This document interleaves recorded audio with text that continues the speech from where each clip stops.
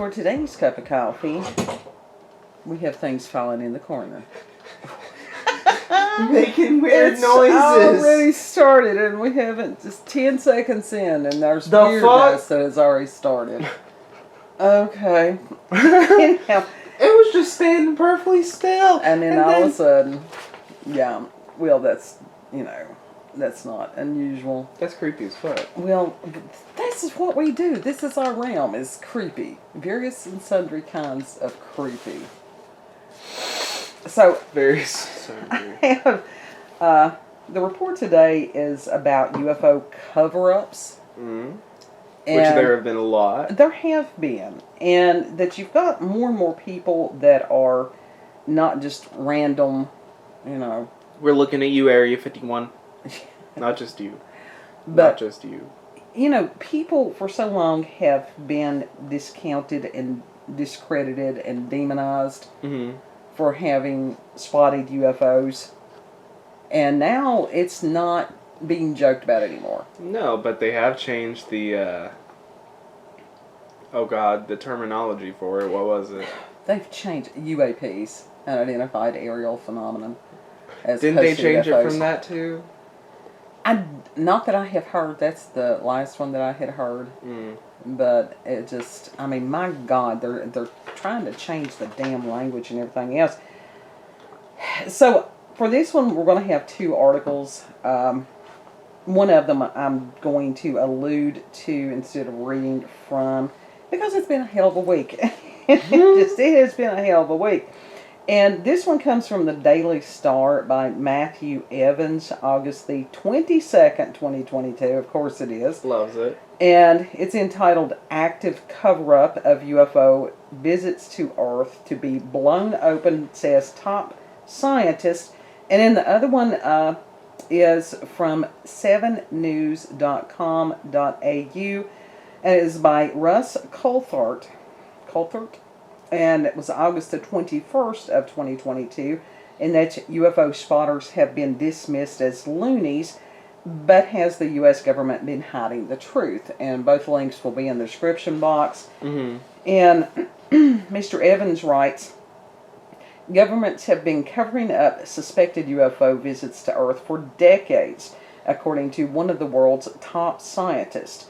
Nobel Prize nominee Professor Gary Nolan said he knows there has been an active cover-up by authorities. Yeah. But the immunologist of Stanford University School of Medicine believes the U.S. government's extraterrestrial secrets are about to be blown wide open at new public hearings. Good.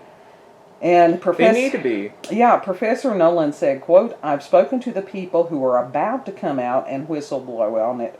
He added that light has finally been shown on the perpetrators. Proposed new laws currently before U.S. Congress will have the way open for open hearings into UFO sightings where witnesses will get their chance to give evidence under oath. The government body has even demanded list of all non-disclosure agreements that aim to gag people from talking linked with secret UFO programs. Professor Nolan states, quote, why is that interesting? It's not the NDAs themselves, it's the people who signed the NDAs, non-disclosure agreements, because that then is the paper trail to the individuals and the programs in which they're associated, end quote. Now, the fact that you've got somebody from Stanford that would be willing to put his credentials on the line, yeah. And, that he is a Nobel Prize nominee, this is not just random Joe in the trailer park going, it made a crop circle in the parking lot. Random Joe with the meth pot hanging out of his face. Right. And we have had, and that doesn't mean that random Joe didn't see them making crop circles in the road before, in front of the trailer park. But when you have people that are more influential, affluential, that are coming forward with these questions, with these statements, something's coming. Yeah. And this is kind of huge. The fact that they did have the UFO hearings, UAP hearings there not that long ago. But because they were behind closed doors, that did nothing. So the fact that they're wanting to go around, and the article from 7news.com is rather lengthy, so it's worth your time to go in there and read about it. That all that stuff was behind closed doors and redacted and all this bullshit, it did nothing. So the fact that Professor Nolan has said that they can go ahead and find the people who signed the, non-disclosure agreements. Yeah. And then do that. And like I said, to go behind the scenes on some of this stuff. Okay, if the individual doesn't tell. But what if that individual told another individual, wrote it down? There's always loopholes somehow. Right. And we've got people today that have been able to find a lot of these loopholes. But it's like, if this stuff is disclosed fully, which I don't think any of it will ever be fully disclosed, what does that mean? What does that mean for our society? That has been questioned quite a bit. I know that it was the Vatican, and I was speaking online to Sean Stryker about one of the things that I have wanted to do and have not done, because the resources that I can find online are very limited as far as why does the Vatican have an observatory? For UAPs. Possibly. And the things that I could find online usually came from Vatican sources. And part of that has to do with they have cracked down on the information that you can find on the internet so much. Mm-hmm. They really have. Well, they have made it nearly impossible to find a lot of shit. Yeah. I mean, when the internet first started, you had to... People are not going to dig like 50 pages. Well, I will. I am one of those people that I will. And that's what I'm saying. It's very hard to find some things even when you go through the 50 pages. Because a lot of it is the same thing over and over and over. Right. And people have gotten so lazy in the reporting and everything like that, that instead of them digging themselves, it's like they will take somebody else's article. I've bitched about this in quite a few videos, and we'll bitch about it more. Stealing somebody else's work. And then it's like, oh, we're just mirroring. No, you're stealing it. Yeah. Unless you call these people and it's like, hey, would you make a statement? Would you do an interview with me or something like that? That's being lazy. Now, me at this point in life and with the resources I have, I'm not going to call somebody at the Vatican and go, hey, can I do an interview with you? Now, if I had more resources and the time and the energy, maybe. There was a point in life that I probably would have. But you also, you give credit to the articles Absolutely. and stuff like that. So, you're not plagiarizing. No. You're just, reporting the news. Right. And giving the sources to the news. Yeah, I have this loathing of plagiarism. Leaning forward here till I can see what happened on my computer screen.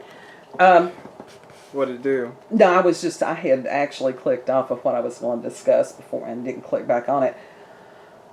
But this is what you find a lot of times for the 49 pages of a search engine or whatever, is that you've got people that have copied and pasted the same damn article. Mm-hmm. That tells me nothing. No. I can read the original article. I don't need to read it the rest of the time. I need somebody else who has other information. And this is what we try to do. It's like, okay, we'll get this nugget, and then to let me go down the rabbit holes. Yeah. But sometimes those rabbit holes, somebody has come and kicked dirt down on them. So you can't go down there. But do I believe that there's a lot of stuff that's, going to be disclosed soon? I do. I think I have. So there's a lot of us that's like, something is coming. You can just feel it. Yeah. And with Project Bluebeam being a possibility, I don't care how many people's like, well, it's not really going to happen. You don't know. We don't know for sure how this stuff is going to manifest. But I was along the same line on this stuff, another rabbit hole that I intend to go down soon. There is a YouTube channel, it's called Valuetainment, and the guy's an interviewer, he's an entrepreneur, all this stuff, and he's usually really good, and his name is Patrick Bet-David, and he had interviewed a man called Bart Sibrel, I think is how you pronounce it, and Mr. Sibrel, I had listened to like a third of the video last night, and was the moon landing faked? Now this is as big a topic as flat Earth. It really is. And sometimes it's just as volatile. And that's a cover-up? I don't know. But this gentleman, I knew I would do that. This Mr. Sibrel had produced a movie. It's called A Funny Thing Happened on the Way to the Moon. And my intention, depending on what blows up in the next couple of days, is try to watch that over the weekend. And I've heard other people discuss this partially as far as the shadows don't match. What do you mean they don't match? On the images of the moon landing. They don't match. Like, you've got one shadow that's going directly behind, like, the astronaut. And then on the side, you have a rock, and the shadow is going to the side. That's not how that works. We don't know how shadows behave in space. Honey, it's the same thing. Now, light and dark, that's going to be the same. That is going to be the same. We don't know that. We don't know that. But I'm really interested in watching what he has to say. I'm pretty open-minded on different things. Now, when I was a kid, did I grow up thinking that they had landed on the moon? Absolutely. But tell me you're not going to fall into the flat earther pit. No, I have heard some of their arguments, and nobody has, convinced me that is, because when you drop of water, it's round. Yeah. It's round. And it's not like a coin round. It is fully round on all sides. But the fact that you said nobody has convinced me, I'm like, oh God. If somebody brought to me hard evidence of something, then I would rethink what I currently think. I would at least give it consideration. That would have been a hard no for me. I don't know that a lot of things can be a hard no. Because as far as the curvature of the earth and different things like that, that does happen. That is provable. There's experiments that you can do as far as that, that even back in, I don't know, ancient Greece and Rome and different places like that they figured out how to tell if something was round. They even knew then that the earth was round. You can go up in a plane, and if you are high enough in the air, if that plane is high enough in the air, you can see the curvature of the world. Right. I get that. But I'm just saying, if someone, because these people are very zealous in their beliefs, and I would have enough respect for them to listen to what they have to say and to hear why they believe what they believe without damning them or anything like that. Of course, I will sit and talk with the Jehovah's Witnesses, because that is their belief, and it behooves neither of us for me to sit there and try to overspeak them or convince them otherwise, but it does help me to listen to what someone else believes, why they believe it, and then I can make up my own decisions. And if you're respectful, sometimes people will listen to why you believe what you believe. In a reciprocal process, which when everybody's shouting, no one's listening. Right. Right. And we've got a world that wants to be heard, but very few want to take the time to listen. So, very much I'm looking forward to watching this documentary, A Funny Thing That Happened on the Way to the Moon. I will do more research about Professor Nolan here, and it will be very interesting to find out who it is that he knows that, is a possible whistleblower on these things. I know that there were some people that were willing to speak, that they were first-hand observers when they had the congressional hearings on the UFOs / UAPs / whatever the fuck they're wanting to call them today, because that is how de-evolved that our world has become. That, what you know today can be disproven and discounted and discredited tomorrow. This is designed to break brains. We know this. Yeah. And it's being effective. Mm-hmm.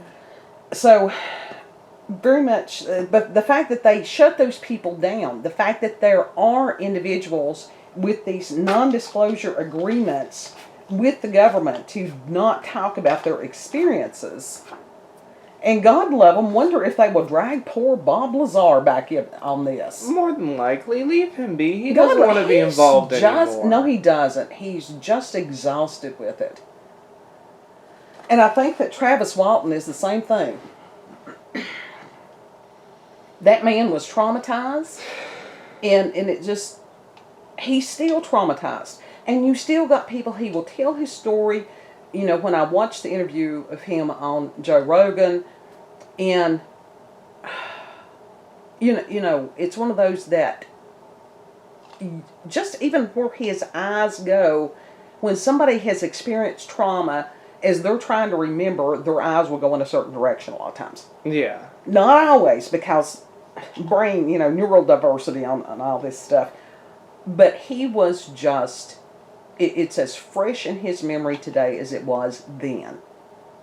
And it's the same thing. I have talked to enough people that have gone through trauma, if it, Vietnam, childhood trauma, abuse and stuff like that, and to know when somebody's lying. Not always. I'm not perfect at it, but you can tell it. Travis Walton is not lying. So, I'm hoping that... Bob Lazar is not lying. I don't think Bob Lazar is lying either. He just, like I said, he has said, if he had known how all this was going to play out, that he would have never said anything. Yeah. Guess what? What? I don't know that our thing is on here.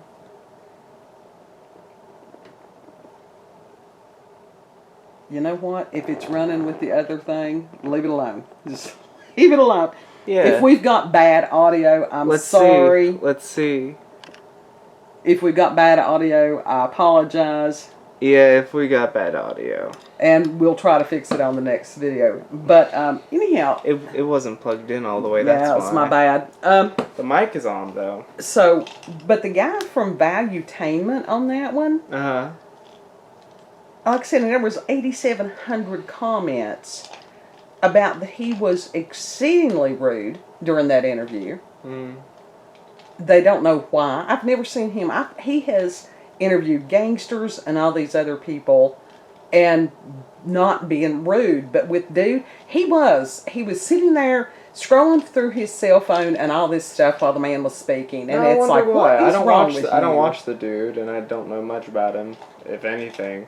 But now I wonder what was going on with No him. idea. No idea. And it's like, if he was going to disrespect him, why didn't he cancel the interview? Right. He could have done something else that he actually wanted to do. Yeah. It just doesn't make sense. Personally, I would avoid, being disrespectful altogether. Sure. Unless they were disrespectful towards me first, and then I'm going to be petty. Well, I mean, on some of those things, that shows you a lot about an individual. When you are doing an interview and they start acting like an ass, don't get drawn into that. And that was what everybody was saying about Bart Sibrel, that he remained professional, he remained calm, even though he was being disrespected.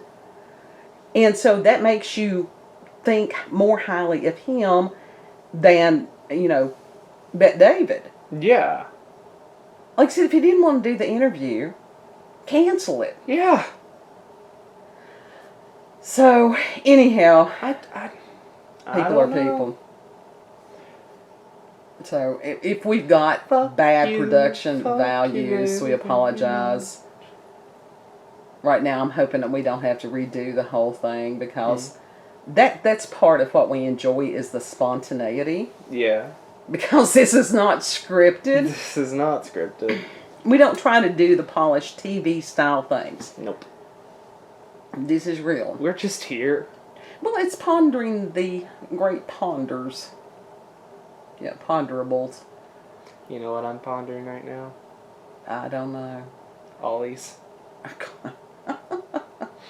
Discount store. Yes. So, if you've had experiences with paranormal and supernatural encounters with UFOs, aliens, cryptids, if you've got people that have non-disclosure agreements with the government, NDAs. Probably you don't need to tell me that because I don't want the feds knocking at my door. I mean, just say yes or no. You don't gotta go into detail with it because that completely violates the NDA of itself. Well, I don't know. If somebody says that somebody said that somebody said, then we have articles that are now, unless you want to email grocery store tabloids. Unless you want to email something as an anonymous source, yeah, sure, go ahead. Well, that'd be okay. That's what people do all the time. I'm sure we get anonymous sources. That's the reason that we never, as far as somebody's actual name. No, we don't, because we respect other people's privacy. Mm-hmm. But anyhow, send us an email, cupofcoffeewithscream@gmail.com, and that will be in the description box as well. Know that you're loved. And if you like this video, don't forget to like, share, comment, and most of all, subscribe and click that notification button for daily notifications of our daily uploads. Thank you all. Have a good. We'll see you on the next cup. Bye. Don't hide shit.